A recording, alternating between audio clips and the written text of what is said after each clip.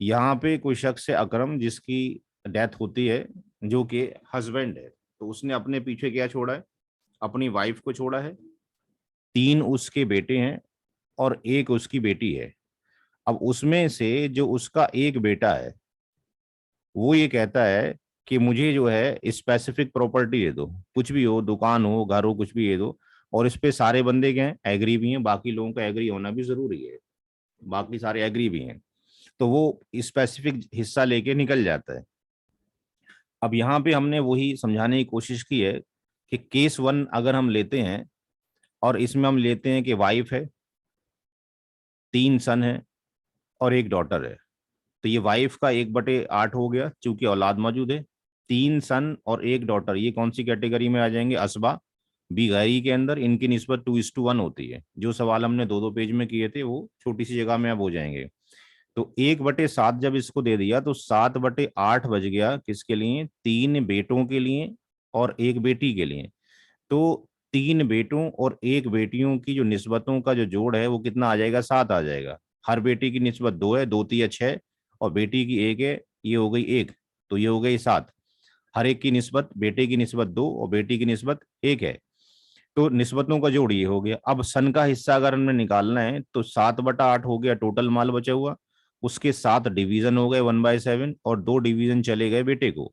तो बेटे का हिस्सा कितना आ जा रहा है? यहाँ पे 7 से 7 कट गया, 2 चौक 8, 1/4 बेटे का हिस्सा आ रहा है और 1/8 एक बेटी का हिस्सा आ रहा है।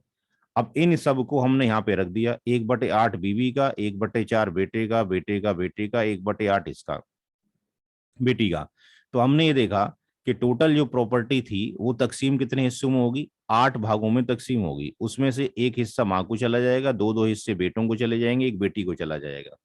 अब इसका हमने एक अमाउंट ले लिया समझाने के लिए कि अगर सारे लोगों को तकसीम हो रहा होता, सब लोग चाहते कि हमें अपना अपना हिस्सा मिले, और 1,20,000 का अगर अमाउंट होता, उसको हम 8 से अगर डिवाइड कर देते तो 15,000 रुपए का एक शेयर आता। तो 15,000 का एक शेयर आता, तो वाइफ को एक शेयर मिलना था, उसकी गुणा 15,000 से कर दी, वाइफ को 15,000 ही मिलने थे।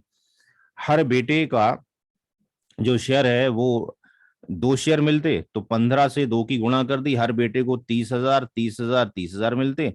और बेटी को कितने मिलते? 15,000 मिलते। ये तो कैलकुलेशन तब होता जब हर एक शख्स ये चाहता कि मुझे हिस्सा मिलना चाहिए और उसका हिस्सा उसको दिया जाता। अब क्वेश्चन ये पैदा हो रहा है कि एक लड़का चाहता है कि मुझे हिस्सा नहीं चाहिए, यानी उसके जो ये 30,000 रुपए हैं, इसका डिस्ट्रीब्यूशन कैसे किया जाए? तो इसमें हमने केस नंबर 2 में हम चले गए। केस नंबर हमने 2 में क्या किया कि अगर हम ये मान लेते हैं केस नंबर 2 में कि लड़के जो हैं दो ही हैं, क्योंकि एक लेना नहीं चाहता। हम इस तरीके से गलती कर बैठे कि लड़के दो ही हैं, चूंकि अब एक ले ही नहीं रहा तो दो ही कंसीडर करो। तो वाइफ का 1/8 हुआ, और दो बेटों और एक बेटियों में 7/8 तकसीम होगा। तो दो बेटे हैं, उनके हिस्से 4 हो गए, बेटी का एक हिस्सा हो गया, टोटल हो हिस्से हो गए 5। तो ये 5 हिस्से हो गए, तो 7/8 की जो तकसीम की जाएगी वो 5 पार्ट में की जाएगी, और उसका 2 गुना हर एक बेटे को दिया जाएगा। तो इस 2 से 8 को काट दिया, ये 4 बार चला गया, 4×5 = 20। तो 7/20 किसका हो गया? एक सन का हो गया। 7/20 किसका हो गया? एक सन का हो गया। तो 7/20 हो गया इसका, एक बेटे का। एक बेटी का जो निकल आया वो 7/40 निकल आया। तो हमने एक बेटी को जब कैंसिल किया तो वाइफ सन सन डॉटर इस तरीके से रखा। तो यहाँ पे हमने देखा कि इसका जो एलसीएम आ रहा है वो 40 आ रहा है, और यहाँ पर पूरी प्रॉपर्टी के 40 हिस्से किए जाएंगे। यानी वही अमाउंट अगर हम लें 1,20,000 का, तो उसके हम कितने डिवीजन कर रहे हैं? 40 डिवीजन कर रहे हैं। 40 डिवीजन करते हैं तो यहाँ पर जो है, एक जो आपके पास जो हिस्सा है वो कितने हजार का आ रहा है? आपके पास 3,000 का आ रहा है। तो अब 3,000 का एक हिस्सा आ रहा है, वाइफ को कितने हिस्से मिलेंगे? 5 हिस्से मिलेंगे। तो 5 की गुणा हिस्से की, वाइफ को तो 15,000 मिल रहे हैं, पहले भी 15 मिल रहे थे और अभी भी 15 मिल रहे हैं। औलाद की आपके पास मौजूदगी में वाइफ का हिस्सा था ही 1/8, तो उसको आपके पास पहले भी 15 मिल रहे थे, अभी 15 मिल रहे हैं। हम देखते हैं कि हर एक बेटे का जो हिस्सा है वो जो है आपके पास इसको 14 हिस्से जा रहे हैं, 14 तिया 42, इसको 42 हो गए, इसको भी 42 हो गए। अब इसमें से एक सन था, उसको हमने यहाँ से काट दिया क्योंकि उसका हिस्सा आपके पास जा ही नहीं रहा। डॉटर को कितने मिल रहे हैं? 7 तिया 21,000 मिल रहे हैं। तो अब प्रॉब्लम ये आ रही है कि जो 30,000 रुपए एक बच्चे ने छोड़े हैं, उसमें से इनको तो चला गया, किसको? इस सन को भी चला गया, और इस सन को भी चला गया, इसको भी चला गया। लेकिन उस 30,000 रुपए को जो एक बेटे ने छोड़े हैं, वो माँ को तो गया ही नहीं ना यहाँ पे। तो इसका मतलब ये कैलकुलेशन गलत हो गई। माँ को भी तो जाना चाहिए था, माँ को भी हिस्सा बंटना चाहिए था, और दो बेटों और एक बेटी को भी बंटना चाहिए था। तो अगर हम किसी शख्स को इग्नोर कर देते हैं, उसको हटा देते हैं जबकि वो जिंदा है और उसने अपना हिस्सा नहीं लेना चाहता, उसको अगर हमने हटा दिया तो कैलकुलेशन सारी गड़बड़ हो गई। जो बंदा छोड़ रहा है उसका हिस्सा जो है सारे ही बचे हुए वारिसों में डिस्ट्रीब्यूशन होना चाहिए उनके रेशियो के अकॉर्डिंग। तो यहाँ पे वाइफ को नहीं मिल पाया, तो ये गलती हो गई। तो हमें क्या करना चाहिए? तो हमने पहले वाले केस में ये दिखा दिया कि अगर सारे लोग लेते तो सबका अमाउंट कितना कितना आ रहा था। अब एक लड़का नहीं लेना चाहता है, उसका 30,000 अमाउंट बाकी में डिस्ट्रीब्यूट होना चाहिए था, लेकिन आपने उसको क्या किया कि जब ये डिस्ट्रीब्यूशन किया तो वाइफ को तो अभी भी 15,000 ही मिल रहे हैं लेकिन जो 30,000 था वो इन बेटों में और बेटियों में तकसीम हो गया। तो अब सही तरीका क्या है? सही तरीका ये है जो केस नंबर 3 में बताया हमने, कि इन सब को आप जब लेंगे यहाँ पे, तो यहाँ पर केस 3 में वाइफ का तो आपके पास 1/8 है, और यहाँ पर जो हमने ये कैलकुलेशन निकाला था पीछे अभी, कि अगर केस 1 के अंदर अगर हम लेके चलते हैं, तो ये आपके पास कितने डिवीजन होते हैं पूरे उसके? ये आपके पास 8 डिवीजन होते हैं, और 8 जब डिवीजन होते हैं तो उनके रेशियोज ही होते हैं। तो हमने क्या किया, इस वाली वैल्यूज को ले लिया, क्योंकि सबको हम लेके चलेंगे, सबको हम लेके चले इस वाले केस 1 से, और सबको लेने के बाद हमने सबकी वैल्यूज को यहां लिख दिया। वाइफ का 1/8, 7/8 की तकसीम कैसे हुई? एक बेटे का 1/4, दूसरे बेटे का 1/4, तीसरे बेटे का 1/4 और बेटी का 1/8। अब इसमें से ये वाला सन कहता है कि मुझे नहीं चाहिए, अब इसको यहां से निकालो। कैलकुलेशन में हमने कंसीडर किया, अब इसको यहां से निकालो। तो ये वाइफ, ये सन, ये सन, ये डॉटर, वाइफ का 1/8, एक बेटे का 1/4, दूसरे का 1/4, बेटी का 1/6। तो एल्शियम इसका 8 आ गया, ये 1 आ गया, 4 टू जा, ये आपके पास आ गया, 2 आ गया, 4 आपके पास, 4 दूनी 8, ये 2 आ गया, और 8वीं का 8, ये एक आ गया। तो 1 और 2 3 और 2 5 और ये 6, टोटल प्रॉपर्टी कितने हिस्से किए जाएंगे? 6 हिस्से किए जाएंगे। यानी 1,20,000 के कितने हिस्से किए जाएंगे? 6 हिस्से किए जाएंगे। और 6 हिस्से किए गए तो एक हिस्सा जो आया कितने का आया? 20,000 का आ गया। एक हिस्सा कितने का आया? 20,000 का आ गया। तो वाइफ को कितने जाएंगे? 20,000। तो वाइफ को पहले जो जा रहे थे वो कितने जा रहे थे?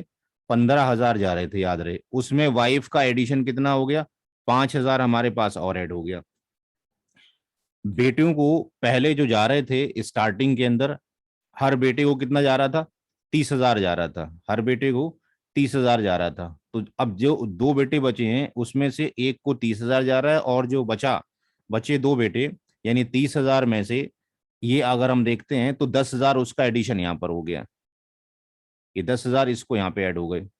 इसी तरीके से दूसरे बेटे को भी इस कैलकुलेशन में क्या हो गया कि छोड़ने वाले बेटे के 10,000 हमारे पास यहाँ पे ऐड हो गए। अब जो डॉटर थी, डॉटर को कितने मिल रहे थे पहले? डॉटर को आपके पास जो मिल रहे थे स्टार्टिंग में 15,000 मिल रहे थे पहले वाले केस के अंदर, वाइफ को भी 15,000 मिल रहे थे, और दूसरे वाले केस में हम देख रहे थे कि डॉटर को 21,000 हो जा रहे थे, और दोनों बेटों को 42,000 हो जा रहे थे। यानी 30,000 जो एक बेटे ने छोड़ा था वो इनके उसमें एडिशन हो जा रहा था अमाउंट के अंदर। तो ये अब इसमें तीसरी वाली कंडीशंस के अंदर हमने ये देखा कि जो 30,000 का जो अमाउंट है उसका डिस्ट्रीब्यूशन कैसे हो गया कि हमने इस बेटे को जब निकाल दिया, पूरी प्रॉपर्टी के 6 हिस्से हो गए, एक हिस्सा आ गया 20,000 रुपए का। तो वाइफ को 20,000 चले गए, यानी पहले 15 मिल रहे थे, 5 इसको एक्स्ट्रा मिल गए 30,000 में से। एक बेटे को 30,000 पहले मिल रहे थे, तो जो बेटे ने छोड़ा अमाउंट 30,000 कि आपस में बांट लो, उसके 10,000 यहाँ पे शिफ्ट हो गए, और 10,000 यहाँ पे शिफ्ट हो गए। अब रही डॉटर, तो डॉटर को अगर हम देखते हैं, डॉटर को अगर हम देखते हैं तो डॉटर का जो हिस्सा है, अब वो कितना आपके पास था? पुराना पुराना उसके पास था 15,000 रुपये था, और यहाँ पे हम देख रहे हैं कि उसको एक शेयर, चूंकि उसको जाना है बेटी को, तो एक शेयर कितना है, 20,000 रुपए का है, तो बेटी को कितने जा रहे हैं, 20, यानी 5 और एक्स्ट्रा जा रहे हैं। तो हम ये देख रहे हैं यहाँ पे कि 15 और 5 20 ये चले गए, 30 और 10 ये 40 चले गए, और 30 और 10 ये भी 40 हो गए, और 15 और 5 ये आपके पास 20 हो गए। तो इनको अगर हम जोड़ते हैं तो ये जो आते हैं वो 30,000 आते हैं।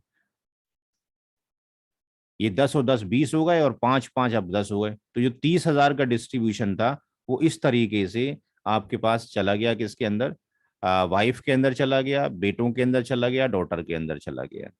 तो इस तरीके से डिस्ट्रीब्यूशन करना है, हमें कभी भी उस शख्स को इग्नोर नहीं करना तकारुज में जो अपना हिस्सा लेना नहीं चाहता है। अगर आप उसको सिरे से हटा देंगे तो फिर प्रॉब्लम क्या होगी कि कुछ लोगों को तो शेयर बट जाएगा, जैसे इनको बट गया 30,000 में से, वाइफ को एक भी पैसा नहीं मिला अपने बेटे से, है जी। बेटे बेटे ने जो छोड़ा, यानी हस्बैंड जब मरा तो उसके एक बेटे को 30,000 जा रहे थे, और उसने कहा कि मुझे नहीं चाहिए, आपस में बांट लो। तो ऐसा हो गया कि जबरदस्ती इन दो बेटों ने और एक बेटी ने जबरदस्ती बांट लिया, और अपनी इस माँ को, यानी जो इस मरने वाले की वाइफ है, इसको एक पैसा नहीं दिया 30,000 रुपए में से, अगर इस बेटा हट हट गया यहाँ से। तो हमें ध्यान ये रखना है कि हमें कैलकुलेशन में सबको कंसीडर करना है। जब उनके निस्बत आपके पास फ्रैक्शनल वैल्यूज कैलकुलेट होकर आ जाएं, तो हमने कहा कि अब उसको निकाल दो जो नहीं चाहता, क्योंकि इस का साथ हमने तब तक रखना है जब तक फ्रैक्शनल वैल्यूज नहीं निकल जाती हैं। जब फ्रैक्शनल वैल्यू निकल जाती हैं, इसको यहां से इग्नोर कर दो।